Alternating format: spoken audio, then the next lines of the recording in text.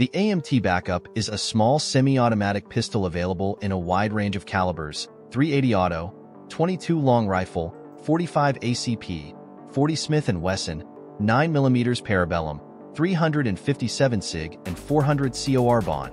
The last created to mimic the ballistics of the 10mm auto cartridge in a 45 ACP form factor.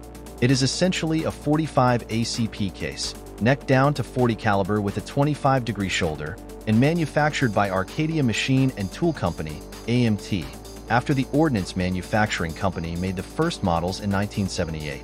AMT eventually purchased the design and began pumping out AMT Backups.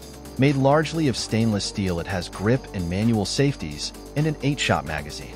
If the safety is nearly flushed with the grip, the gun is uncocked. Once you cock the gun, the grip safety flares outward. It uses a heel magazine release at the bottom of the grip to lock in and drop magazines. The guns have concealed hammers and recessed, no-snag sights to facilitate quick drawing. Designed by John Raymond Wilkinson.